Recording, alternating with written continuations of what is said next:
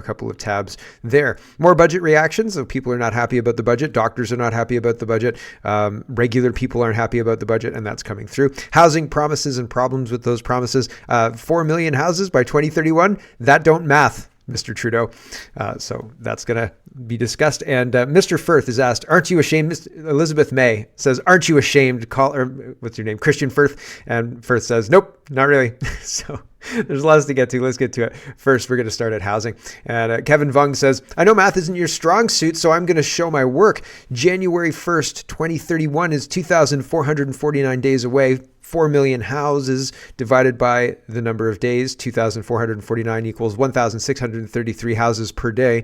1,633 houses divided by 24 hours is 68 houses per hour. 68 houses per hour divided by 60 minutes is 1.13 houses per minute. Are we building a house a minute, Canada? Is that happening? Right? Oh my gosh, no, that's not happening. And it's not going to happen because every minute we don't build 1.13 houses is a minute we're going to have to build more than 1.13 houses. And that ain't going to happen anytime soon either. So with your track record, continues Kevin Vung, you expect us to believe that you're building a house a minute. 1,633 per day equals 596,161 houses per year. Your track record since 2015 is just over 200,000 units per year. And somehow you're going to nearly triple it immediately and sustain that between now and 2031. Nope, it's not going to happen.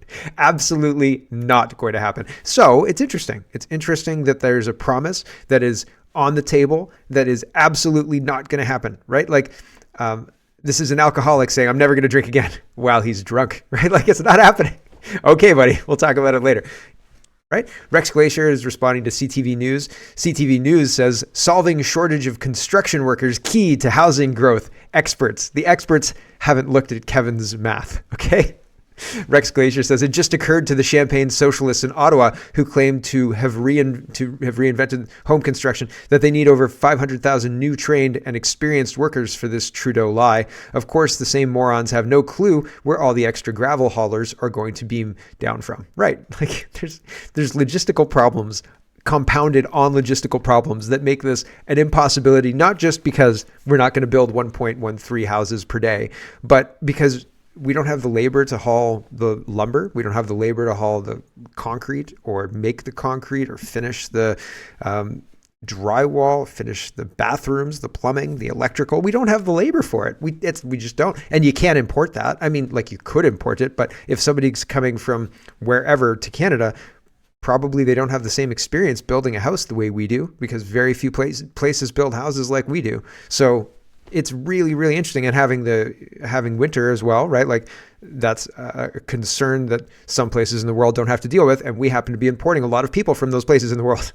that don't have winter, right? So that's really crazy. Justin Trudeau says, my plan's going to work and I'm not going to accept no for an answer. And if the premiers don't let me do this cockamamie crazy idea, then I'm going to go knock on doors or something like that. Gov.exe says, Justin Trudeau says he's so ambitious in helping Canadians that if the provinces say no, he'll go around them and start knocking on people's doors to help Canadians. How terrifying is the thought of Justin Trudeau helping you in life? Here's a longer clip of this one. This is this is the shorter clip. Here's the longer clip. I am unabashed about saying I am ambitious to solve problems for Canadians right across the country. I am ambitious about investing in solutions to make sure our economy is fair for every generation. I'm going to work where I can in partnership with provinces that want to, like BC and others have, and places where they want to block the kinds of investments that are going to help Canadians. I'm just going to try and figure out ways to help Canadians directly as necessary. I'd always rather work with provinces, but if we have to, I will go around them and be there for Canadians because this economy deserves young Canadians getting the support. Knock, knock, knock. Hi, I'm Justin Trudeau. I'm here from the government to help. Get out right now. Get off my property. Get out. The kids behind Justin Trudeau. It's funny. I'm like old enough now that these guys are, 17, 18, 19, 20 ish. I'm bad at gauging ages, but I think probably younger. And I immediately thought, oh, these kids, right? So goodness gracious, you get old fast.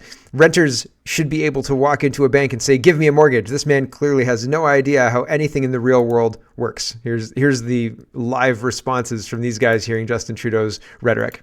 That, for example, the $2,000 they pay on rent every month gets counted towards their credit score so they can turn around to a bank a few years later and say, look, I'm a reliable investment, get me a mortgage. That's not how it works. That's not how it works. Trudeau was asked about provinces being angry that he's encroaching on their areas of jurisdiction. If we have to, I will go around them. So much for the section 92(8) of the Constitution. Well, so much for that whole Constitution. Could you as a province go back to the Canadian Bill of Rights? Like, listen, we understand that the Charter of Rights and Freedoms is great and all that stuff, but we also watched it get used as toilet paper by Justin Trudeau. So we're going to scrap that one and we're going to go back to the previous one, Canadian Charter of Rights from 1960.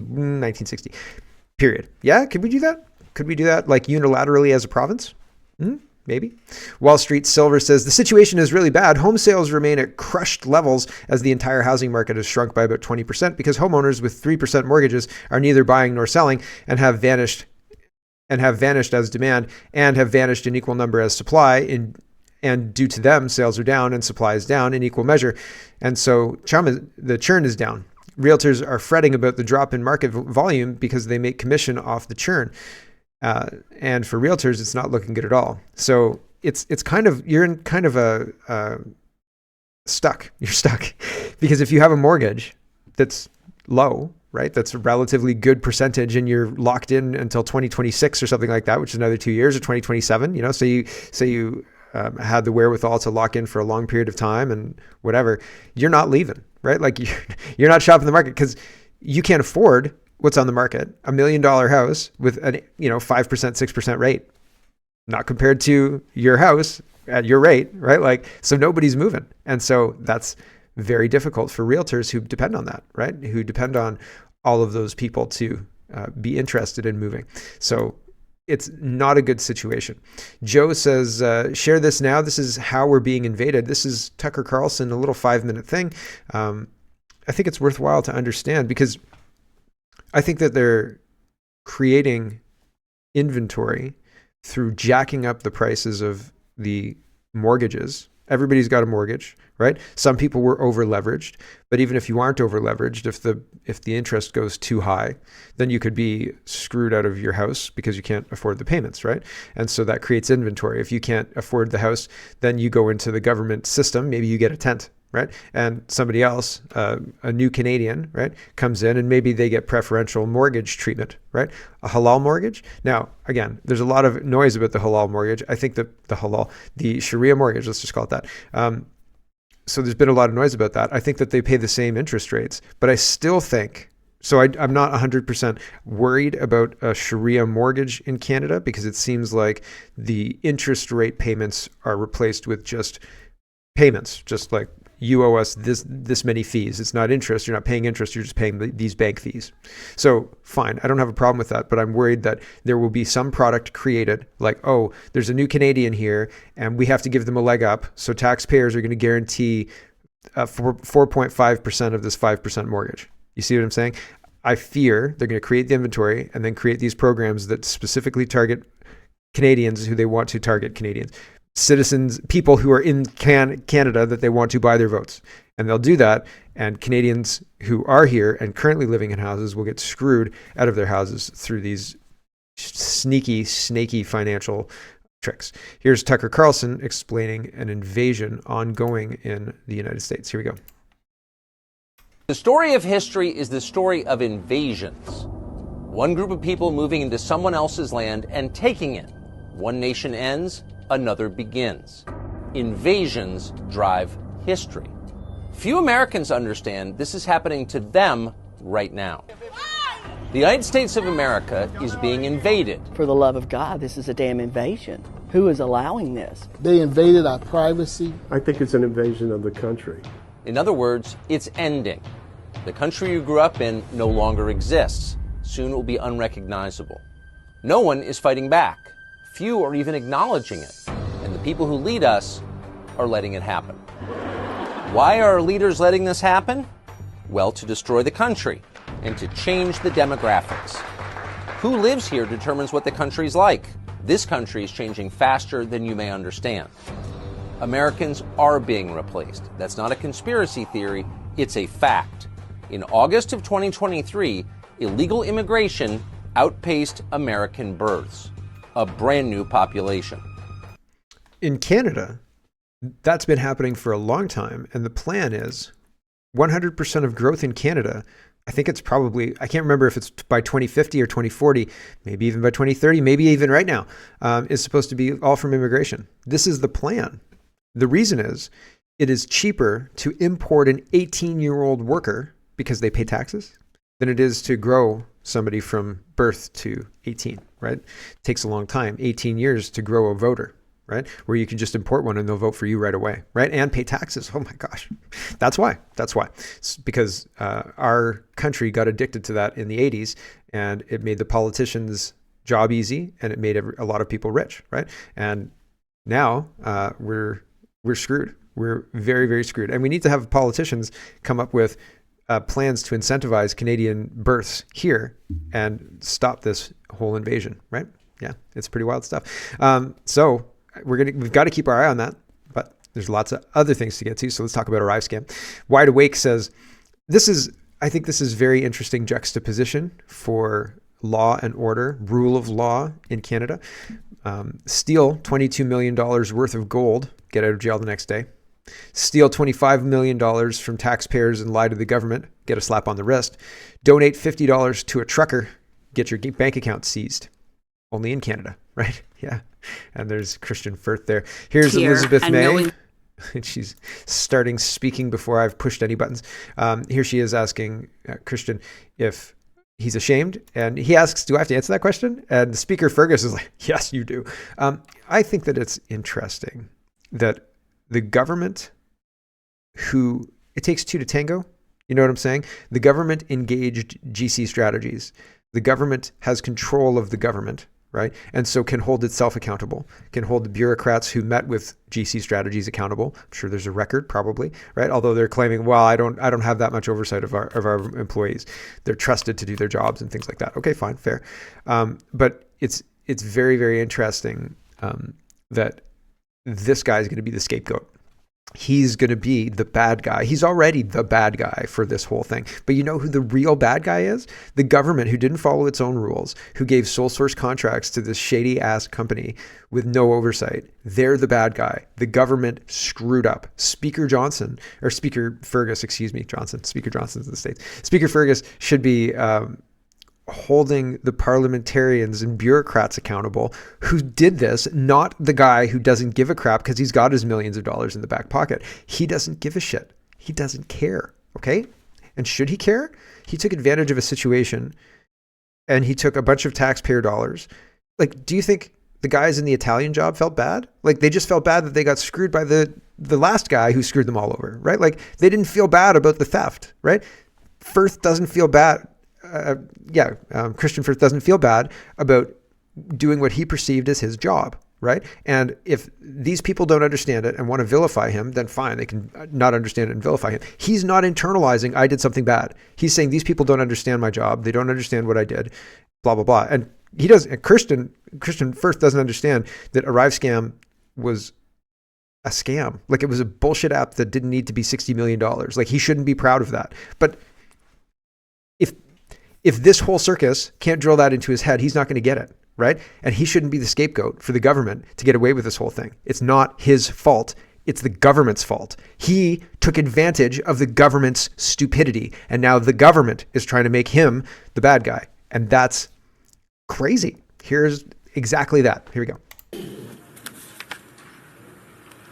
Mr. Firth, given the experience here and knowing that you have health challenges, all I can say is, aren't you ashamed?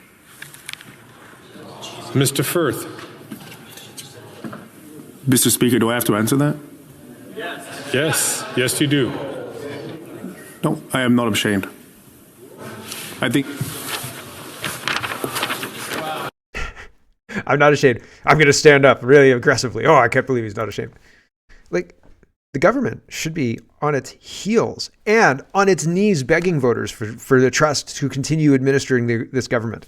The NDP should be dropping this government. They have zero. They've demonstrated very clearly they cannot run a government. Very clearly. Larry Brock says, after refusing to cooperate at committee, Arrive Can contractor Christian Firth was called to the bar of the House of Commons and asked if he's willing to go to jail for Prime Minister Trudeau. And this is about what happened yesterday. And just about the clip I showed you talking about him not being ashamed, and him talking about he's not even sure what question this is. It seems Mr. Firth is not going to play the government's game of him being at fault for this whole thing. And like, not to say I can't blame him, but he's not the bad guy that we're looking for. The bad guy's in the House. The bad guy's calling from upstairs inside the government right now. That's what's happening. It's not Colin. It's Colin Firth. Why do I keep calling Colin Firth? Christian Firth. Blacklock's reporter is talking about Anita Anand, who got very upset yesterday about being held accountable for people in her office meeting with GC Strategies, which is exactly the way we should be pursuing this. It's the ministers, it's their bureaucrats, it's the people who work internally to set these things. How did sole source contracting get sent to this company over and over again? And you know, Larry Brock and Michael Cooper and all of the rest have been really trying to get to the bottom of that to a degree, but they keep coming back to Firth. And again, I don't think that he should be the scapegoat. Not to say he's innocent or anything to that effect, but there are bigger fish. He seems to be a scapegoat at this point in time. Anyway, Anita Anand says in first testimony on ArriveCan, she says she has no idea why TBS Canada execs paid social calls on contractors. It's not my purview to oversee day-to-day work of employees. Huh. That's interesting, eh? But whose is it? Whose purview, like, whose job is it to oversee day-to-day work of employees? Did you talk to them about all of this? Who met with GC Strategies? Do you have a record? If not, why not? Right? Like, because they work for the government and the government pays for their time. And so when did you meet with them? How long was the meeting? Did you drink? These are simple questions, right? Like, if you were drinking, how much did you drink? Like, can we see the bill? Because you probably submitted it so the taxpayers could pay for it. Little Potato sharing this. Christian Firth denies ever communicating with a member of parliament. Can Mr. Firth explain GC Strategies' partnership with SSM White Consulting, owned by Senator Vernon White? Can you have a partnership with no personal interactions? So he was asked if he's ever interacted with a senator or anybody else, and he says no. So here we go. Honourable member from New Westminster, Burnaby. Thank you very much, Mr. Speaker. I would like to know if Mr. Firth, outside of the committees where he has been brought to formally, if he has ever met or spoken with any members of Parliament from, regardless of which party. Mr. Firth. Mr. Speaker, can I speak to my counsel for 2 seconds, please? Clock is stopped.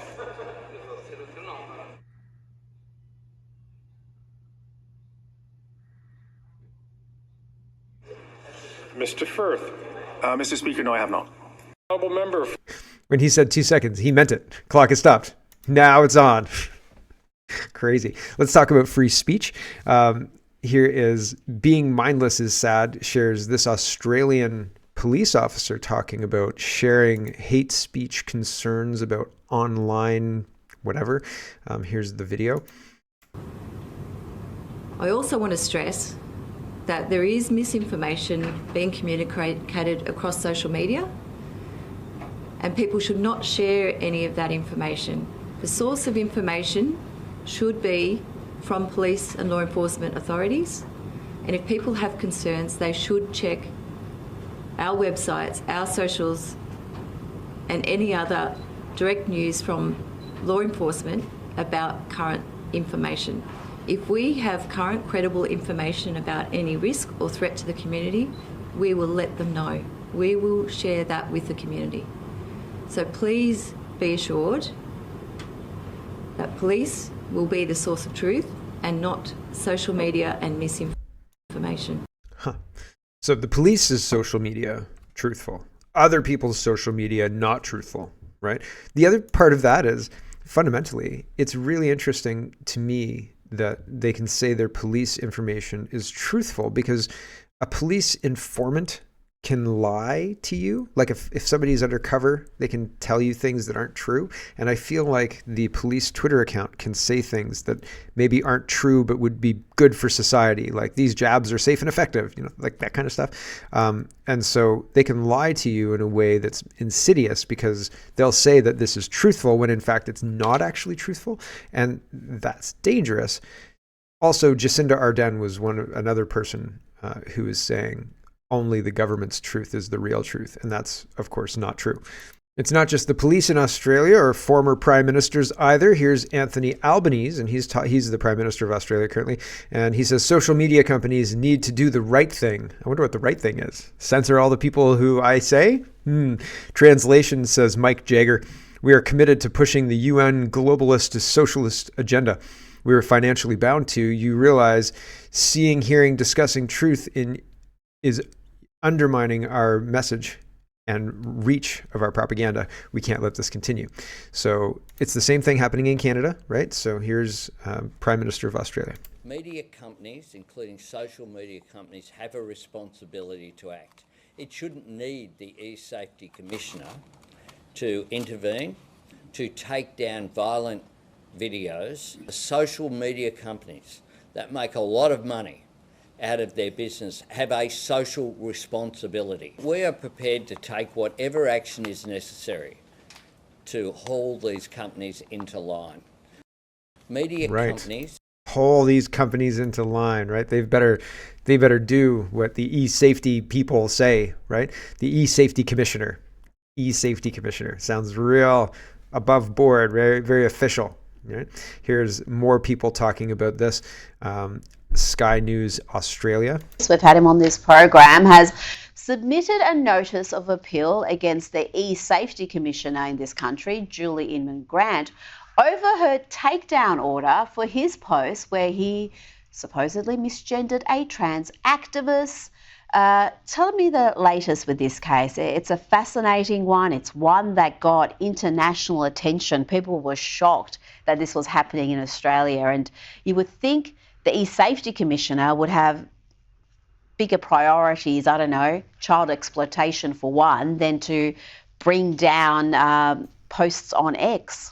Yeah, that's right. Look, there is a serious issue with the exposure of children to, graphic and obscene content, and it needs to be dealt with. The problem that you've got here with this ESafety Commissioner, she's an activist. Absolutely. She will continue to expand her role to police the internet, to censor debate in a way that's consistent with her own ideological views. We're just talking about the EPA. It's the exact same problem. You have these unelected bureaucrats that have vague powers, and they will fill it with their views. And she has a track record of censorship, and it only ever targets one side. And unfortunately, we're seeing that happen again. And let's not forget, we've mentioned it before on this program, she was appointed by the coalition government. This isn't some Labor appointment. This is an example of the coalition wasting power. You do wonder why, what's the point of voting for them?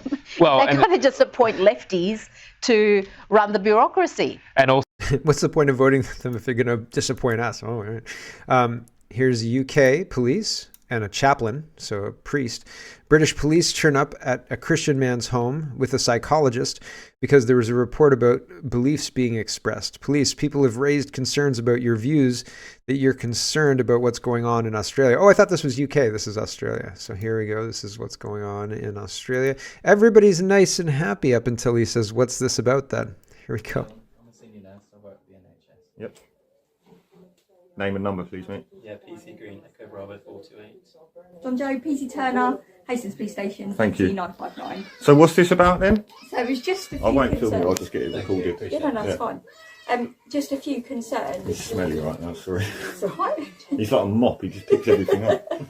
He's lovely. What's his name? Klaus. So why are you here today, sorry? No, you can all sit down, it's not a problem. You've literally just missed the missus and that, they've gone out like 10 minutes ago. Yeah. So what's the issue? So it was just to, obviously what we've been told, that you might have a few concerns, a few things that are bothering you at the moment. Yeah. Whether there's That's anything bothering everyone else in the country right now. So what are the concerns you're here for? Because this is religious discrimination right now, Because you wouldn't be knocking on Muslims' doors if they had this conversation. Because I already know why you're here. So this is religious. Why do you think we're here? I don't know. What's the priest told you? They're just people have raised concerns. What concerns? About your views. What whether views? That you've got concerns about what's going on in Australia. Yeah, so I'm an Orthodox Christian. No, you've. Which views? That you're worried about what's going on in Australia? You mean the weather? I mean, what? How? This can't be. You can't come in and start fishing for, like, why don't you tell us why you think we're here? Like, oh, could it be the decapitated head in my freezer? Oh, you're not here about that. Okay. Could it be the phone fraud I run out of my garage? Like, not that either. All right. What else could it be? I was speeding and drinking the other day. Like, I was in the car with a beer. Like, obviously, this are things that you would never say. And what? Like, oh, hello, Mr. Murderer, Mr. Bundy. Nice to see you. Why do you think we're here today? Are you kidding? And I'm not trying to equate this guy with a murderer, but what an insane thing for the police to do. Yes, we've come around because of your social media posts. And why don't you let us know why you think that that's a problem? Gosh, what an unbelievable world. Here's Kanoa the Great, and he's sharing Elon Musk's kind of anecdote that well, I'll let him say it because it's kind of funny. Here we go. You know, like there's an old saying, like history is written by the victors. It's like, well, yes, but not if your enemies are still alive and have a lot of time on their hands to edit Wikipedia. History is written by the people who can harness the most editors. This guy, eh? This guy, really. Honestly, it's a funny little anecdote. And then there's BB. Colin Rugg is sharing this. And, you know, we watched a coup in the US in 2020. We watched the duly elected president get sideswiped by Joe Biden and watched that election get rigged, like totally rigged, 100% rigged. And it happened before to Richard Nixon. They couldn't remove Trump from his presidency. They tried desperately. They impeached him. There was Russia. There was all sorts of everything. There was just everything during Trump's tenure. It was a war. It was a full-blown war, psychological war, information war, kinetic hot war. There were chop zones, like jeepers creepers. So it's interesting to go back to the 1970s and realize that this isn't new. Actually, right? Actually, this isn't new at all. This is very old. So Richard Nixon, according to Tucker Carlson, was taken out by the deep state as well. Here's the story of that. It's about 2 minutes, but I think it's worthwhile. Here we go. Nixon, which I, of course, did not understand at all. Richard Nixon was taken out by the FBI and CIA, and with the help of Bob Woodward, who was a Washington Post reporter who had been a naval intelligence officer working in the White House, working in the Nixon White House. And then he shows up like a year later, and he's this brand new reporter. He'd never been a journalist at all. He's a naval intel officer. The famous Bob Woodward, we all revere. And he's at the Washington Post, and somehow he gets the biggest story in the history of the Washington Post. He's the lead guy in that story. Well, I worked at a newspaper. I've been in the news business my whole life. That is not how it works. You don't take a kid like his first day from a totally unrelated business and put him on the biggest story. But he was. He was that guy. And who is his main source for Watergate? Oh, the number 2 guy at the FBI. Oh, so you have the naval intelligence officer working with the FBI official to destroy the president. Okay, so that's a deep state coup. What else? How would you describe that? If that happened in Guatemala, what would you say? And yet the way it was framed and the way that I accepted for decades was, oh, this intrepid reporter fought power. No. This intrepid reporter, Bob Woodward, was a tool of power, secret power, which is the most threatening kind, to bounce the single most popular president in American history, Richard Nixon, from office before the end of his term and replace him with who? Oh, Gerald Ford, who sat on the Warren Commission. Now, how did Gerald Ford get to be Richard Nixon's vice president? Well, because Carl Albert, the Democrat Speaker of the House, told him, you must choose him. We will only confirm him when they sent the actual elected vice president away for tax evasion, Spiro Agnew of Maryland. So you have a complete setup, like an absolute. Gerald Ford the only unelected president in American history, actually sat on the Warren Commission. Something else that I accepted at face value until I looked at it and I was like, that's completely insane. You didn't want to interview Jack Ruby in your investigation of the assassination? Okay, you're fake. Yeah, he was on the Warren Commission. And so, sorry for the long story, but the point is, like that happened in front of all of us, but the way it was framed cloaked the obvious reality of it. The people who broke into the Watergate office building, from which the name is taken, Watergate, I think it was 6 of them or 7 of them, all but one was a CIA employee. That's real. It's like, look it up on Google. Google is like as establishment deep state as you can get. Look it up on Google. So the whole thing, Richard Nixon was elected by more votes than any president in American history in the 1972 election. He was the most popular by votes, which is the only way we can really measure popularity, the most popular president in his reelection campaign. And 2 years later, he's gone. Undone by a naval intel officer, the number 2 guy at the FBI, and a bunch of CIA employees. You tell me what that is. Those are the facts. Those are not disputed facts. That's not crackpot shit. Oftentimes, I find myself saying to people, listen, like, you can look this up. This is real news reports. Check it out. I'm not talking conspiracy theory. And then come back and they think, wow, yeah, that's crazy. And I say, yeah, it gets crazier, man. You should watch my show.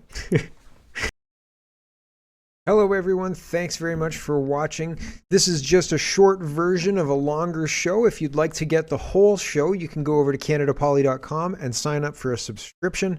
Just look in the drop-down tab for Shop and Donate and look for subscriptions, and you'll get immediate access to the full show. Love to see you. Thanks for watching, everybody. Have a wonderful, wonderful